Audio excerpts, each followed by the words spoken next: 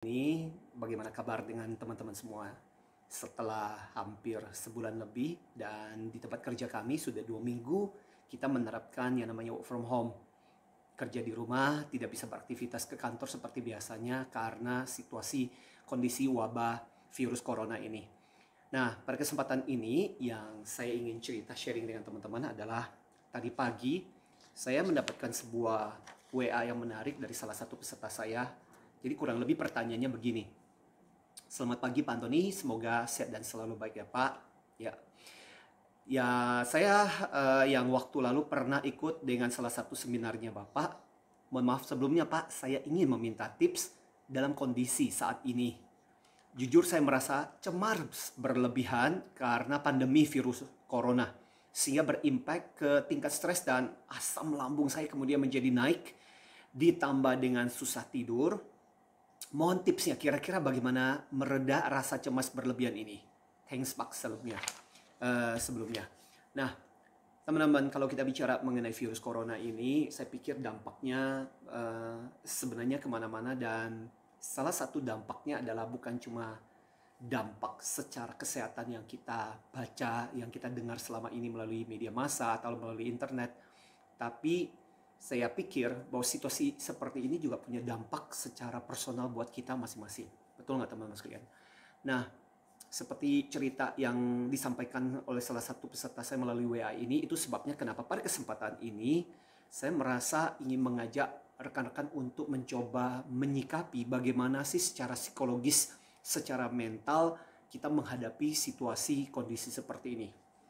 Kalau kita bicara mengenai apa yang diceritakan dan yang baru saja kita baca, dan saya pikir situasi ini bisa dialami oleh rata-rata kebanyakan dari teman-teman kita, orang-orang yang ada di sekitar kita.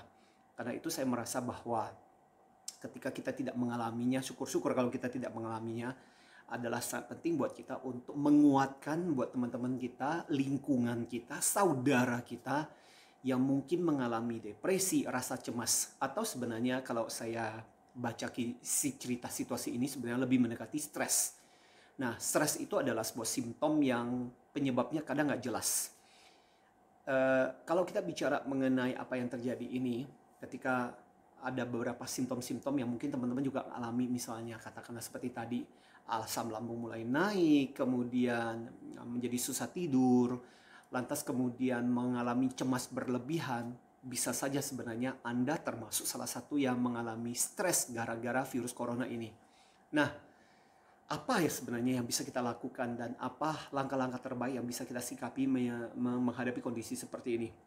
Nah, sebelum saya memberikan beberapa tips penting dalam kesempatan ini kaitannya dengan kesehatan mental kita, saya punya satu cerita ilustrasi yang menarik soal kecemasan menghadapi situasi-situasi kondisi seperti ini.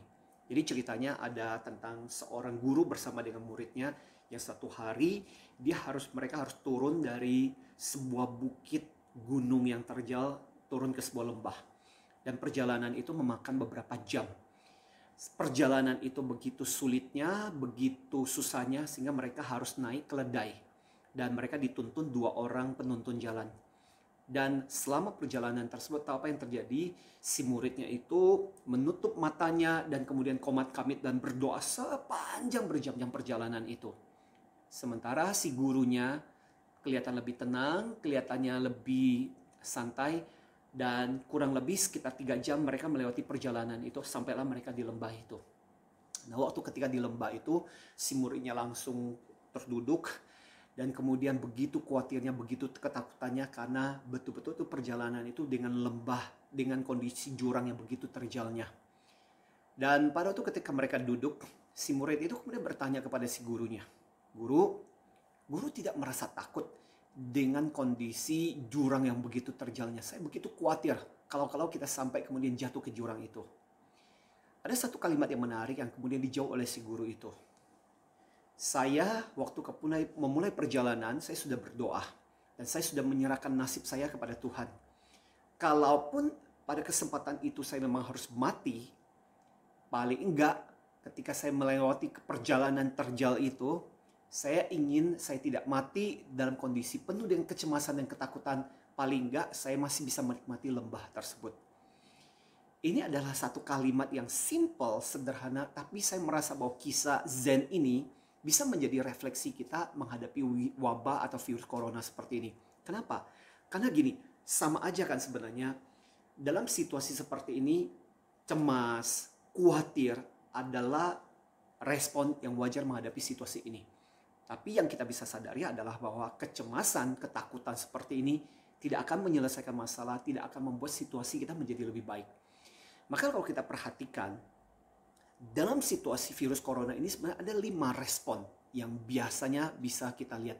Pertama-tama adalah dimulai dengan rasa penasaran, apa sih yang terjadi. Lantas berikutnya adalah mulai cemas, mulai khawatir. Lantas berikutnya adalah mulai bingung, dan kebingungan itu kita tidak tahu apa yang harus dilakukan. Nah, berikutnya adalah mulailah emosi-emosi yang negatif mulai terjadi. Khawatir, cemas berlebihan, dan ujung-ujungnya adalah kita menjadi stres, dan berikutnya adalah kita bisa menjadi depresi dalam situasi ini. Nah, padahal kalau kita bicara mengenai lingkungan situasi seperti ini, semua juga orang mengalami kondisi dan situasi seperti ini. Tapi mengapa mereka-mereka yang mengalami situasi ini akhirnya kemudian bisa menjadi orang yang selamat melewati situasi seperti ini? Nah, salah satu yang mereka lakukan adalah mereka memutuskan untuk tidak membiarkan dirinya tenggelam dalam emosi-emosi, perasaan-perasaan negatif ini. Makanya, apa tipsnya pada kesempatan ini? Paling enggak, kalau saya boleh memberikan saran, dalam situasi seperti ini kita bisa menyikapinya dengan istilah saya adalah COVID. C-O-V-I dan D. Apa itu C-O-V-I dan D? Yang pertama-tama adalah dimulai dengan C, artinya apa? Kita menjadi coach yourself. Kita menjadi coach buat diri kita sendiri. Mungkin kita sulit untuk bergantung kepada orang-orang di sekitar kita, karena mungkin orang-orang di sekitar kita pun mengalami perasaan cemas, mengalami perasaan khawatir. Tapi yang bisa kita lakukan pertama-tama, kita menjadi coach buat diri kita sendiri. Bagaimana caranya? Langkah paling gampang, langkah paling sederhana adalah kita meng-coach pikiran kita. Cara kita berpikir, kita bisa membuat pilihan-pilihan. Bahwa dalam situasi ini ada hal yang bisa kita kendalikan, ada hal yang tidak bisa kita kendalikan. Yang bisa kita kendalikan adalah sikap kita, respon kita, perilaku kita. Yang tidak bisa kita kendalikan adalah bagaimana virus ini akan menyebar. Jadi belajar untuk menjadi coach buat diri kita. Dan satu prinsip coach yang menarik adalah ada yang prinsip yang disebut dengan prinsip think, feel, act. Cara berpikirmu mempengaruhi perasaanmu, mempengaruhi tindakanmu. Jadi kalau kita memikirkan yang negatif-negatif, perasaan kita juga jadi negatif, bukan? Dan akhirnya ujung-ujungnya tindakan kita juga jadi negatif. Berikutnya adalah O, object negative news. Jadi berusaha untuk menghindari berita-berita yang terlalu banyak negatif. Kayak misalnya hari ini, ketika saya membuka WA, ada berita tentang kematian gara-gara coronavirus lagi. Itu bisa membuat kita semakin down, semakin banyak berita seperti itu. Itu realistis, itu terjadi. Tapi kita bisa memutuskan untuk tidak terlalu banyak tersedot oleh emosi-emosi negatif gara-gara berita seperti ini. Jadi berusaha untuk menghindari terlalu banyak berita-berita negatif dan berusaha untuk memulai membatasi. Berikutnya adalah V, visualisasi dan meditasi. Jadi dalam situasi seperti ini adalah situasi yang sangat bagus buat kita untuk mendekatkan diri kepada yang di atas. Ada hal di luar kendali kita sebagai manusia, kita menjadi merasakan betapa lemahnya kita dalam situasi seperti ini. Tapi dalam kondisi seperti ini kita nggak boleh kehilangan harapan. Salah satu yang bisa kita lakukan adalah misalnya dengan visualisasi. Membayangkan hal-hal yang indah dalam kehidupan kita, mencoba untuk bermeditasi, mendekatkan diri kepada Tuhan, dan menyerahkan kehidupan kita kepada Tuhan. Kita tidak pernah tahu bahwa bagaimana caranya Tuhan akan memanggil kita. Tapi daripada kita membiarkan diri kita cemas berlebihan, ada baiknya kemudian kita mencoba untuk menyerahkan bahwa kehidupan kita adalah milik Tuhan. Kalaupun memang Tuhan untuk memanggil kita dengan cara apapun, Tuhan bisa memanggil kita dengan nggak harus melalui COVID-19 ini. Tuhan bisa memanggil kita dengan cara apapun. Yang bisa kita lakukan adalah belajar untuk pasrah, percaya, yakin. Dan justru pada kesempatan ini adalah waktu-waktu yang bagus buat kita untuk mempertebal keimanan kita. Setuju nggak teman-teman sekalian? Jadi daripada kita mencoba untuk berkeluh kesah, fokus pada yang negatif, visualisasi dan meditasikan hal-hal yang positif. Berikutnya adalah I. I adalah menginstall hal-hal yang positif dalam kehidupan kita. Kita bisa membuat pilihan-pilihan dengan terus-menerus menanamkan dalam kita hal-hal yang negatif, ataukah kita mulai mencoba untuk membangun pikiran-pikiran yang positif, ide-ide yang positif. Ide-ide yang positif adalah ide-ide yang tidak membiarkan diri kita terus-menerus dihinggapi oleh kecemasan. Karena kecemasan itu sendiri seperti sebuah penyakit sebenarnya yang melahirkan energi-energi yang negatif. Misalnya ketika kita mulai merasa cemas, jangan-jangan saya menjadi korban dari COVID yang berikutnya. Jangan-jangan nanti saya juga ikut ketularan. Ada begitu banyak hal ketika kita mencoba menghidupi ide-ide seperti ini, makin banyak kecemasan dan kita terus-menerus berputar di dalam labirin kecemasan kita yang membuat kita akhirnya kemudian jadi susah tidur, stres, dan ujung-ujung dari stres yang paling parah adalah ketika kita mulai merasa depresi, kita nggak berkutik, tidak melakukan apapun, padahal sebenarnya kita baik-baik saja, situasi tubuh kita baik-baik saja, kita bukan penderita, tapi boleh dikatakan kita sudah kehidupan kita secara mental, secara psikologis kita sudah dikalahkan oleh wabah seperti ini sebelum kita sendiri betul-betul menjadi penderitanya. Karena itulah salah satu bagian terpenting adalah sebenarnya menanamkan atau menginstal pikiran-pikiran yang positif. Bahwa selama saya tidak menderita penyakit, selama saya tidak mengalami gejala-gejala atau simptom-simptom seperti itu, maka baik-baik saja. Yang saya perlu lakukan adalah berusaha untuk menjaga kesehatan saya, berusaha untuk menjaga kondisi diri saya, orang-orang di sekitar saya, melakukan apa yang baik, yang positif, social distance, menjaga jarak, berusaha untuk betul-betul hidup dengan sanitasi yang bagus. Itu langkah terbaik yang bisa saya lakukan dari pihak saya. Nah, itu cara kita menginstall hal yang positif. Sehingga kita tidak perlu membiarkan diri kita tenggelam di dalam energi-energi negatif. Yang terakhir, yang paling penting adalah D. Apa itu? Adalah do something yang membuat kita tetap sibuk. Artinya gini, di dalam situasi seperti ini sangat mudah buat kita untuk menjadi bingung, sangat mudah buat kita untuk tenggelam dalam berita-berita yang negatif. Yang paling parah adalah kemudian akhirnya kita membiarkan diri kita terus-menerus berkonsumsi dan membiarkan diri kita kemudian lantas tidak melakukan apapun dengan berita-berita seperti ini. Nah, daripada kita membiarkan diri kita sibuk, pikiran-pikiran kita terkuras energinya hanya gara-gara hal seperti ini, alangkah bagusnya kita bikin planning, kita bikin rencana. Betul, kalau misalnya contoh buat teman-teman yang tidak bisa bekerja di kantor, harus bekerja di rumah, bikin rencana. Jangan menyibukkan diri kita untuk berita-berita negatif, tapi sebaliknya. Justru yang dipikirkan adalah oke, ketika saya berada di rumah, aktivitas apa, kesibukan apa yang bisa membuat diri saya tetap punya aktivitas, tetap punya kesibukan. Jadi dengan cara seperti adalah kita menggantikan pikiran-pikiran yang negatif dengan hal yang positif, dengan segala aktivitas yang membuat kita tetap sibuk.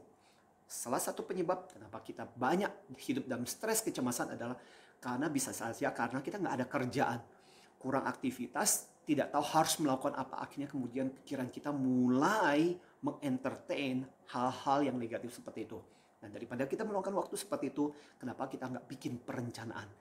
Hal-hal apa yang pada waktu ketika kita sibuk, kita nggak sempat lakukan, hal itu bisa Anda lakukan di rumah misalnya. Entah dengan membaca, entah dengan membuat kreasi-kreasi, entah dengan melakukan tindakan-tindakan tertentu, entah meluangkan waktu misalnya contoh kesempatan untuk berinteraksi dengan anak-anak kita, mencoba untuk lebih peduli. Banyak kok hal-hal yang bisa kita lakukan untuk membuat diri kita sibuk daripada menyibukkan diri kita dengan hal-hal yang negatif ini.